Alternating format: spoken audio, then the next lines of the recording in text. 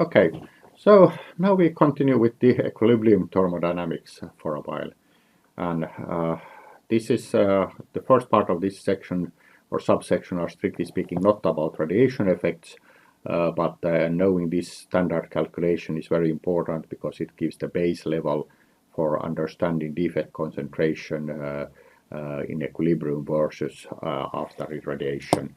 And in the end of the section will give a simple estimate of how big the difference can be between radiation and equilibrium defect concentration.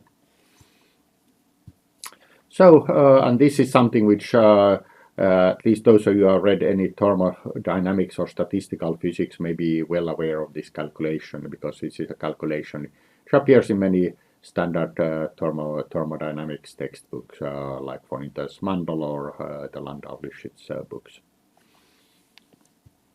So, but in this calculation what you consider is that you have a crystal which you assume to have a small n vacancies and large n atoms in equilibrium, in thermodynamic equilibrium with the environment with some known pressure and temperature T. And the pressure quite often is simply zero, but we will also describe what happens if you have pressure included. So to get this, what we want to do is we want to know small n as a function of large n, pressure and temperature, and deduce what kind of quantities are needed to get this vacancy concentration. The actual concentration of vacancies is of course large n divided by small n divided by large n. That is the fraction of vacancies in the crystal.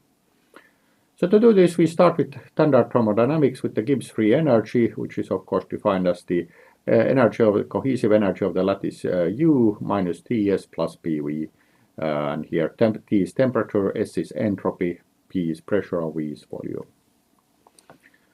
Well, now for this calculation we state that the volume of the crystal will be the sum of the number of atom positions plus the number of empty positions, that is the number of vacancies, times omega, where omega is the volume per atom.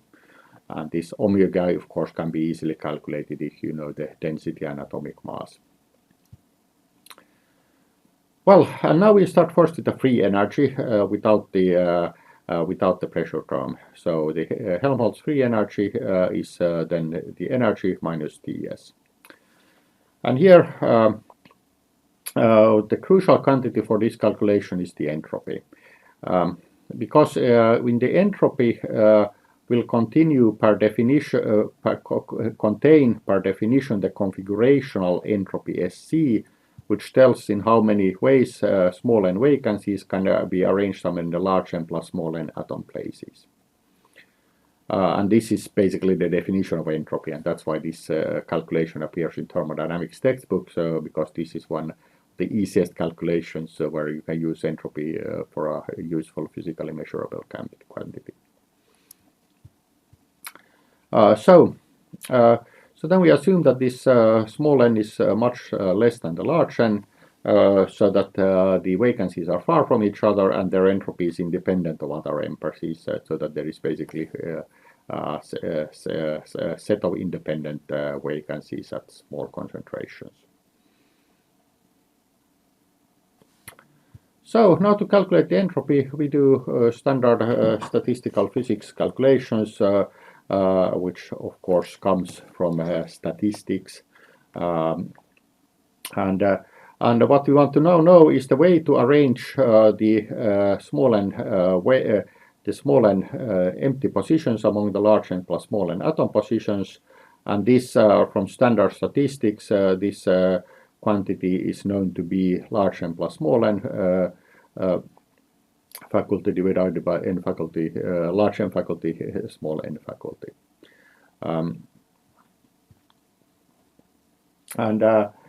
Here, so we start dealing with this, and by the definition of the entropy, we see that the entropy is the number of ways in which these small n vacancies can be arranged among the positions.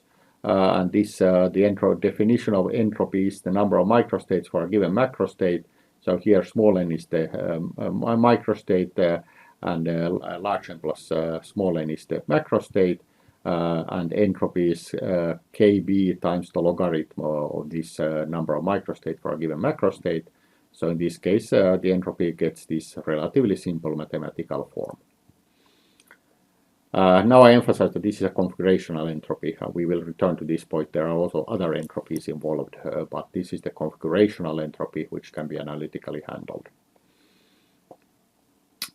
And then once we have this, we can get the free energy with this equation here. And also now the volume of the system, which contains the pressure term, is large n plus small n times omega. So to do something about this quantity, we use the Stirling approximation, which says that ln of x faculties are approximately xln x minus x.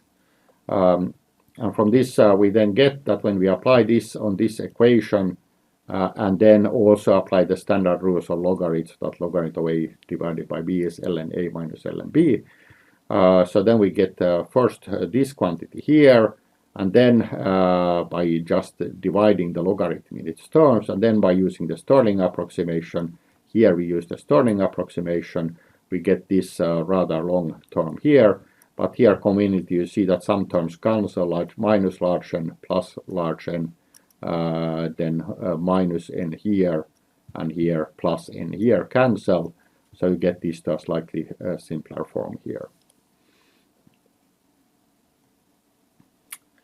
Now what we want to do is we want to find the equilibrium point, which is the minimum of the free energy, because free energy in a crystal wants to be, or any thermodynamic system wants to be minimized.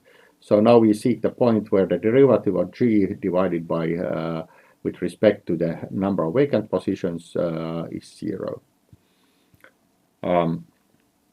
So we have this derivative of, so now we take first the derivative of this sc over n, and now we see that these things simplify a lot, because in the previous equation we take the derivative with respect to small n, so terms with only large n cancel completely, and hence we get this quickly in a simpler form. Also the derivative of n is just 1. Now we see also that these plus 1 and minus 1 cancels. So we actually get into a pretty simple form, and now since we require that small n is much less than large n, we get this to actually a very simple form.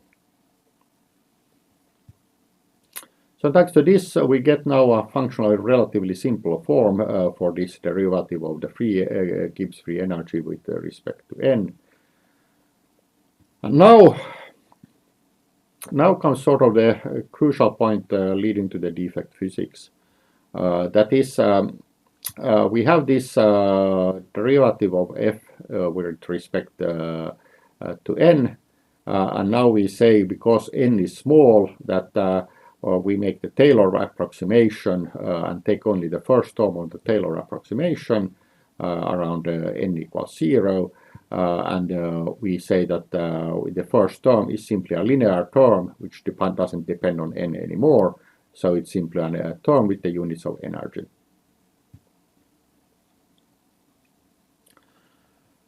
So we get to say that this derivative of f with respect to n simply gives an energy.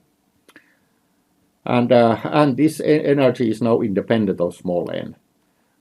This may sound like magic, but from a physics point of view, this actually makes a lot of sense. Because we are just saying that the vacancies are far from each other, they don't affect each other, so in that case it's perfectly natural that the energy of a single vacancy should be independent of all other vacancies, and hence should be the same for all vacancies. So from a physics point of view, this step actually makes perfect sense. It just says that there is an inherent free energy for each vacancy, and this is called the formation energy of the defect, in this case the vacancy, and very often it's denoted with the E, capital E, and superscript small f, and f stands for formation.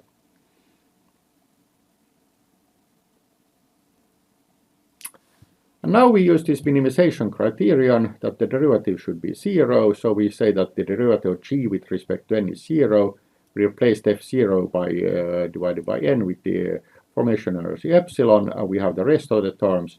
And now we can solve this very easily for small n, the number of vacancies, and we said that after solving this, that small n equals large n times this exponential term.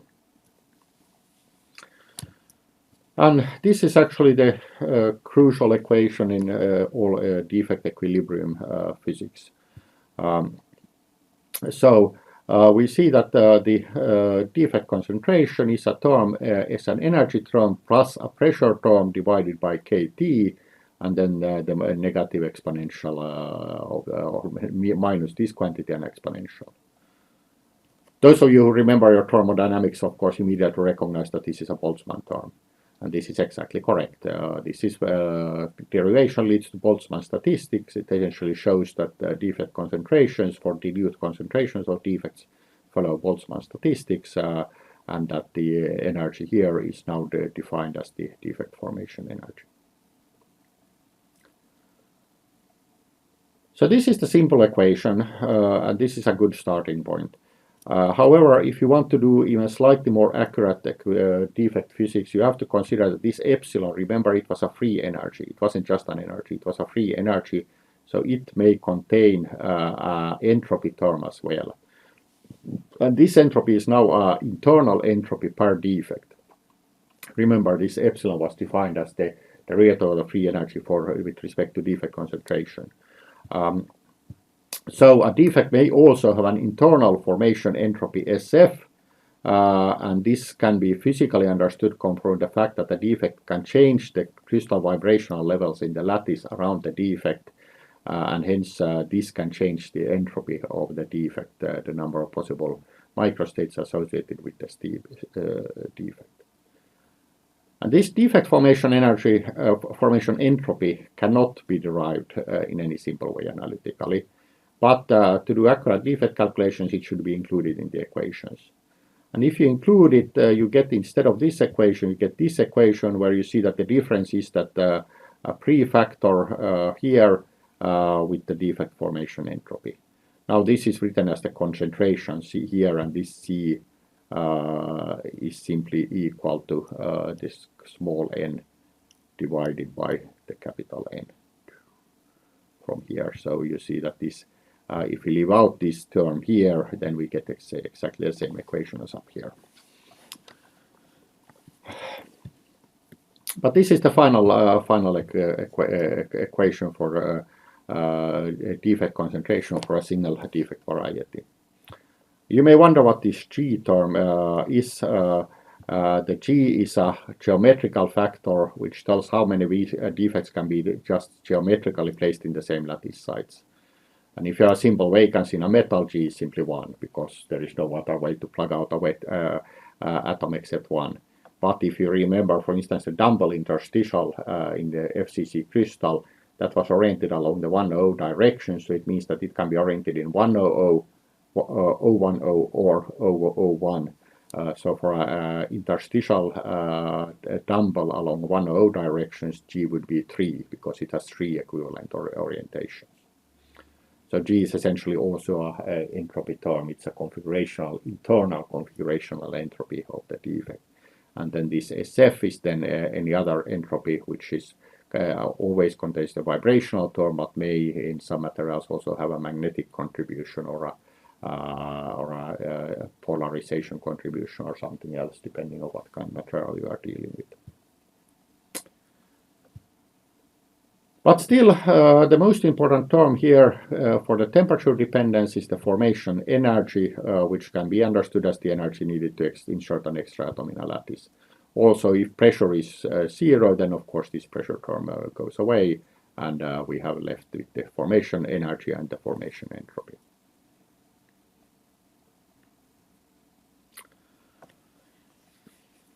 And now we will slightly change the layout, because this is some lectures I borrowed from Flora Jurabeko many years ago, where she made a very nice illustration of how vacancies actually form due to lattice vibration in a lattice.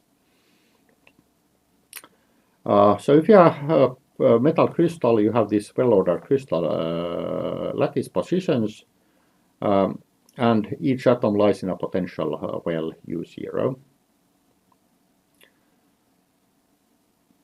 And now each atom lies at the bottom of it at 0 Kelvin in a classical picture, but at finite temperature, also both classically and quantum mechanically, it starts, of course, vibrating. When you're low temperatures, well below the melting point, the vibrations are under the equilibrium, but nothing too interesting happens. Instead, you have these many vibrations, which are always present in a crystal structure, but temperatures well below the melting point, nothing more happens. But when you have a higher temperature, what happens? The atoms vibrate a lot far from the crystal positions, and sometimes you can happen what illustrated here. Due to the vibration, atom happen to get out of its position and then start migrating in the lattice, and this is what's known as the equilibrium, the vacancy formation process.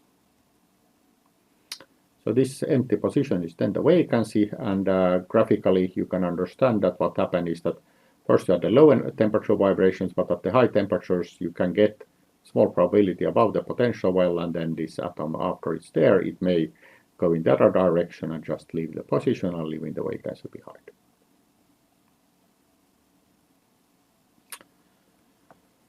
So now we are sort of given the basic equation, but we haven't given any explanation what is the formation energy and how can you estimate the formation energy. I said the formation entropy is very difficult to estimate.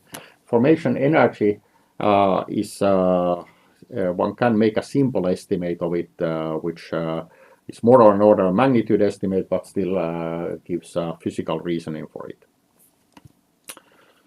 So to understand what's the vacancy formation energy is, we imagine that we make a vacancy exactly with the process illustrated above. I mean that the thermodynamics, the thermal vibrations make it. And then once the vacancy is made, it goes to what's known as a thermodynamic reservoir. That is some place where it joins the perfect lattice. In reality, this can happen that the atom migrates to the surface, and then when you increase vacancy concentration, the surface grows.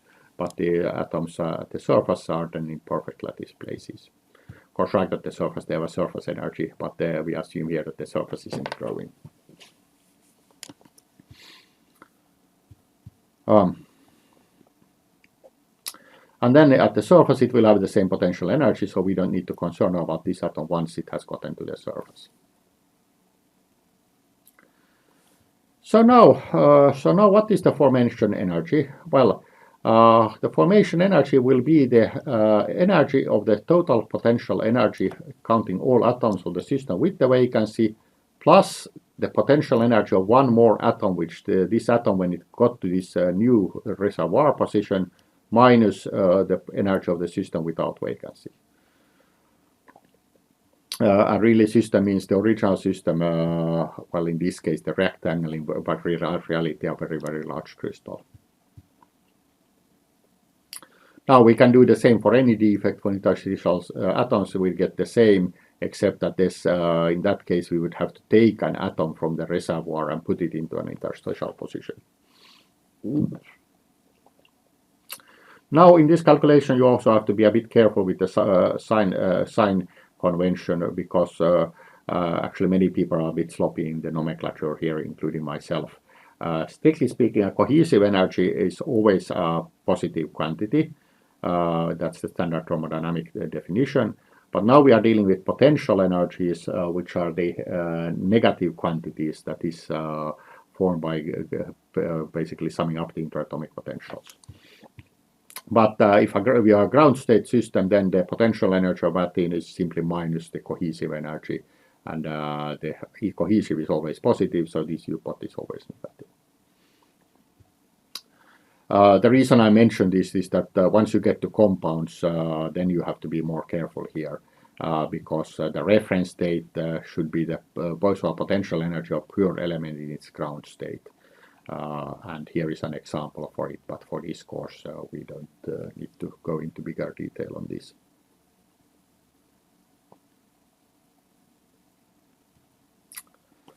So now we said that there is a potential energy change, but now we'll do the simplest possible estimate of what this would be, and that is the so-called bond counting argument.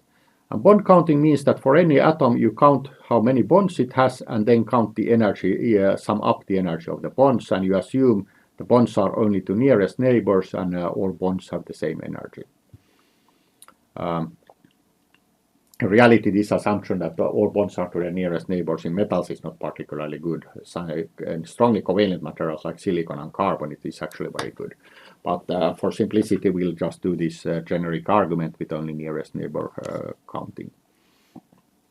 So if there would be no bonding of atoms, then we wouldn't have any potential energy, and then the formation energy would be simply zero.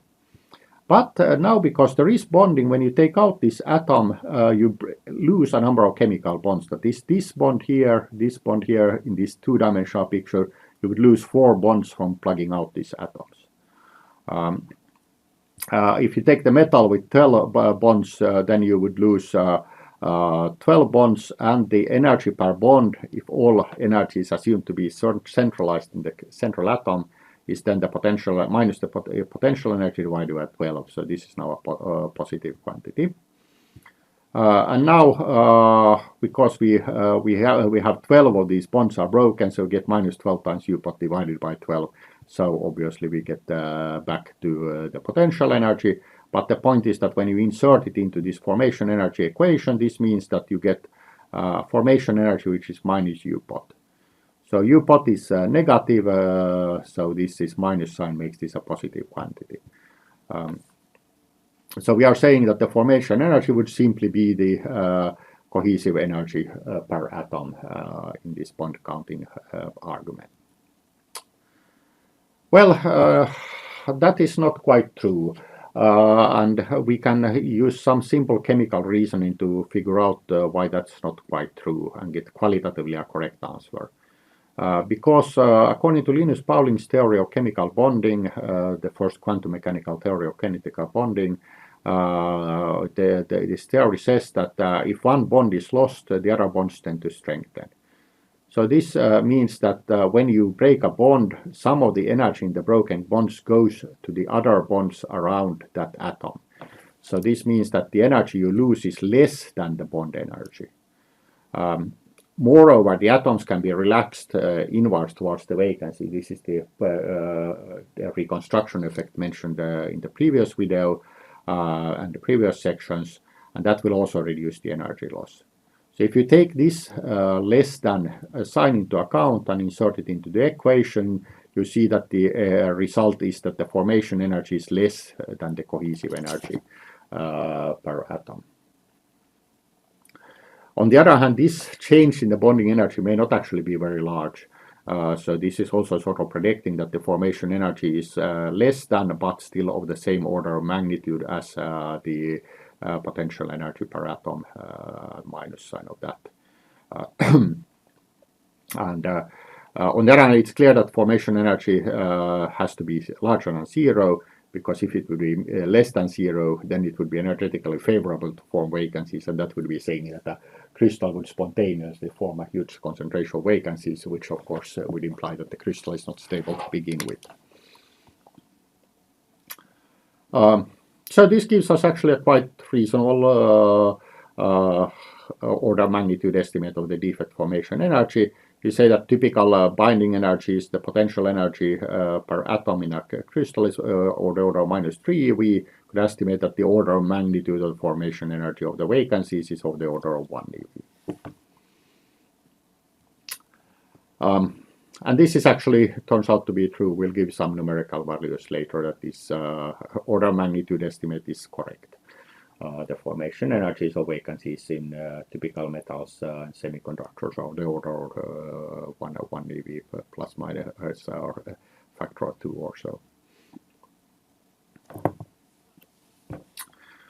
Well, then there is another important calculations. That is how about this pressure dependent term? Until now we had it in some of the equations, but then we basically ignored it. But we can estimate this by simply calculating what the pressure is in electrovolt units. We say that the pressure determinant term is P omega, where omega is the atomic volume. Now an ordinary pressure like 1 kilobar, 1000 atmospheres. If you do the unit conversion of 1 kilobar to electrovolts per cubic angstrom, this is the natural pressure unit on the atomic scale, you get a pressure of 6 times 10 to the minus 4 eV per cubic angstrom. And then if you have a typical atomic volume, which is of course known from crystal structure, typical atomic volumes are of the order of 10 cubic angstroms, we say that the pressure term is 6 millielectrovolts. But just a moment ago we estimated the defect formation energy of the 1 electrovolt. So now you see that even for a pressure of 1000 atmospheres, which is quite large, this p omega term is actually only 6 millielectrovolts, so it's only a very small fraction of this formation energy. So this leads to the important deduction that the pressure term under normal pressures will be vanishingly small, and it can basically be ignored. It's only if you go to really high pressures of the order of 0.1 megabar, that is 100,000 atmosphere, then this pressure term starts to be of the same order of magnitude as this 1 eV. Multiply this by 100, you should see 600 millieV, about 1 eV, so then you see that it's actually significant. Well, strictly speaking, the pressure term shouldn't actually exactly be p omega, it should be p delta V. Well, delta V is the defect relaxation volume, which means how much defect changes the pressure around the volume of the crystal due to reconstruction around itself.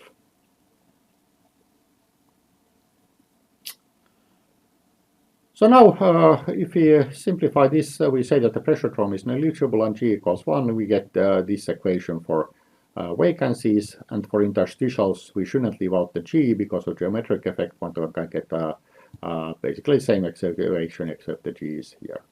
And here you note the notation. Here we use superindex F for formation and underindex something for what type of defect this is. So for interstitials we get S under index I, E under index I for interstitial formation entropy and formation energy. For Frenkel pairs, if you do this calculation, it becomes a bit more complicated because you need to deal with pairs, and this leads to the fact that you actually get a factor of 2 here in these terms, because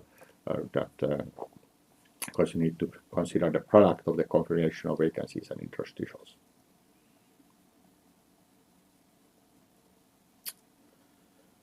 So this was the basic theory of defect formation in equilibrium. Actual values are given here in this table. So these values are not exactly known, but there are many measurements and they are fairly accurately known. So from this review article has a number of values of the vacancy formation and interstitial formation energies. You see, as I stated earlier, that they are of the order of 1 eV plus minus a factor of 2.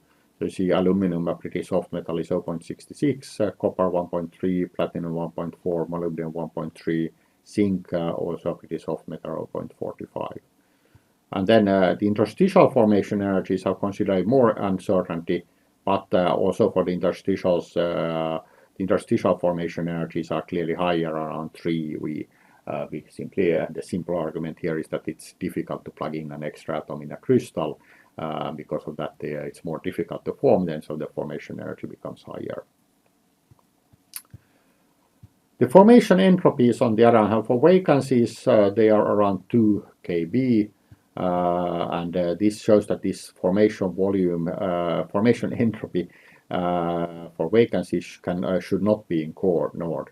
Because even though a factor of 2, if you plug it in the exponential, this gives us about a factor of 10, which is quite a significant difference in the defect concentrations.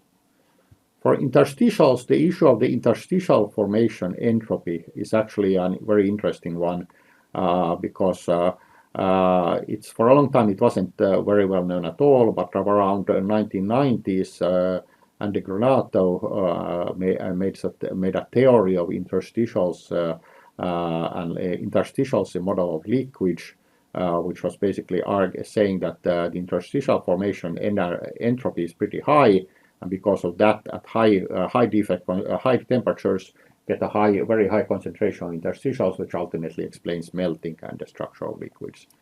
Well, this theory is not fully accepted and may not explain all properties of liquids, but there are actually even experiments which support this fact that the interstitial formation entropy is high, and several computer simulations from several different groups. And now, of course, you realize that if you insert a factor of 10 kb into this exponential, it becomes a really big factor. And just to give you a reasonable, complete picture, if you look at typical vacancy, interstitials, and divacancy formation energies, you get in typical metals, you get a picture something like this.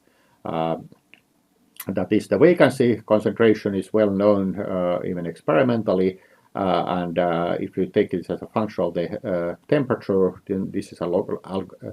Note that this is an Arrhenius plot. The melting temperature is here. This is above the melting temperature. sorry, this is below the melting temperature. See that at ordinary temperatures, the vacancy concentration completely dominates the defect concentration. There are nothing else. But at high temperatures, you may get divacancies, and at very high temperatures, you also may get interstitials. This was a computer simulation study where we went into superheated crystals and saw that during superheating, the interstitial concentration may indeed approach the vacancy concentration, which is consistent with this Granato theory of interstitials in liquids. But anyway, for the course, the key message to keep in mind is that in equilibrium in all metals, the single vacancies by far dominate the defect concentration. In semiconductors, the issue is not quite as simple. In some semiconductors, interstitials and vacancies may actually be in equal concentration. Sometimes interstitials may even dominate the concentration.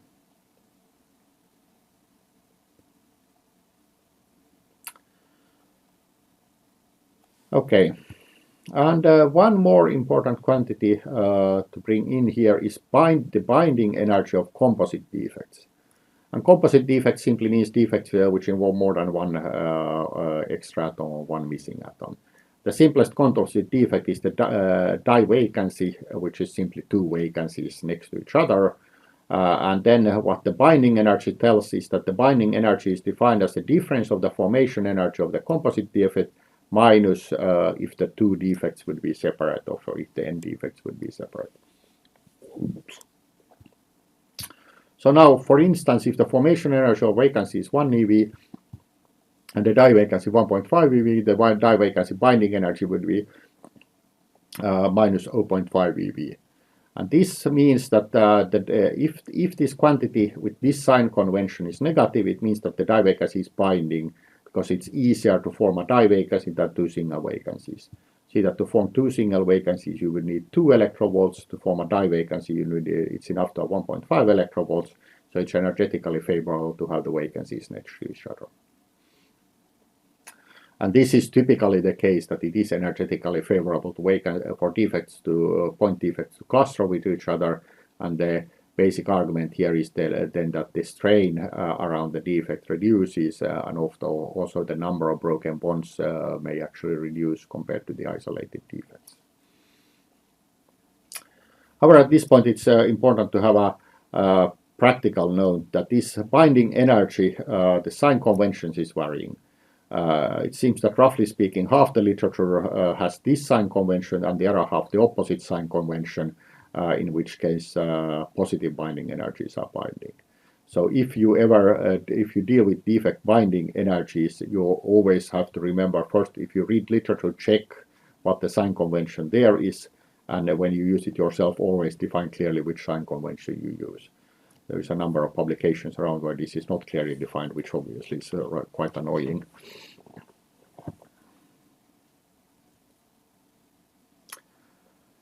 So this was the equilibrium thermodynamics part. But now I'll finish this lecture by discussing the radiation defect concentration, because these calculations were for the equilibrium defect concentration. And radiation, of course, is not equilibrium, and radiation defect concentrations can be orders of magnitude higher. Just as an example, if you consider copper and take the numbers given in the table above and assume a formation energy of 2 for the vacancy and 10 for an interstitial, you can very easily analytically calculate the defect concentration. You see that at room temperature, the equilibrium vacancy concentration in copper would be 7 times 10 to the minus 22. Note that this is really minus 22, so it's an extremely small number. And for interstitial, it's minus 33. Now, if you remember that Avogadro's number is about 10 to the 23, you realize that in a macroscopic block of copper, like a kilogram of copper, there would be vacancies, but only a few tens of thousands of vacancies maybe, and there would most likely be in equilibrium not a single interstitial, because you wouldn't have 10 to the power 33 atoms even in a kilogram of copper. This means that if you really have a fully equilibrium crystal, the vacant defect concentration is probably completely negligible and too small to be measured by any method. Now, if you on the other hand want to estimate the defect concentration under typical irradiation, so we'll use SRIM. Okay, previously we gave a lot of warnings about the reliability of SRIM, but for this simple calculation we'll use SRIM anyway. It does give numbers which are at least correct order of magnitude. So we can assume typical ion implantation condition 100 kV argon irradiation of copper, and then when you do the SRIM calculation with the simple vacancy production calculation in P's, you would get the 1.6 vacancies per angstrom ion at the maximum damage depth, which would be about 200 angstrom. This is in this plot here, it's 2000 angstrom total. Then take a typical ion fluence, 10 to the 14 ions per square centimeter, which would be 0.01 ions per square angstrom. You would get by multiplication that you would get in this peak damage region a defect concentration 0.0016 vacancies per cube angstrom. And now on the other, if we calculate the atomic density of copper, copper has 4 atoms in the unit cell, and the unit cell size is 3.62 cubic angstroms. Then you can get that the atomic density is 0.084 atoms per cube angstrom, and then you would get a defect concentration of 0.2. Well, this 0.2 is too high. It's not realistic, and we'll return to that later. But anyway, you see that this 0.2 is something like 23 and 33 orders of magnitude higher than equilibrium concentrations at room temperature. So under any radiation condition, you can get huge amounts of defects more compared to the equilibrium. And this is sort of the key message to understand, and this is why studies of defects are also often associated with studies of radiation effects. And this is especially true for interstitials, because you saw that due to the high formation energies of interstitials, the interstitial concentrations are so small you wouldn't even have any interstitials at equilibrium. The other practical reason the interstitials are also very mobile was also because of this you wouldn't have any interstitials,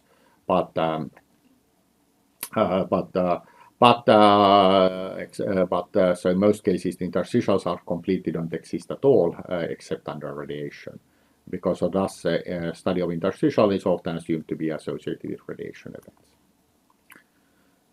Vacancies, on the other hand, do often exist, even though they shouldn't exist at equilibrium. Often, after materials processing, some concentration vacancies are left and frozen in, and they are not as easily mobile. So that's why vacancy studies of vacancies are quite often done, also not associated with radiation effects.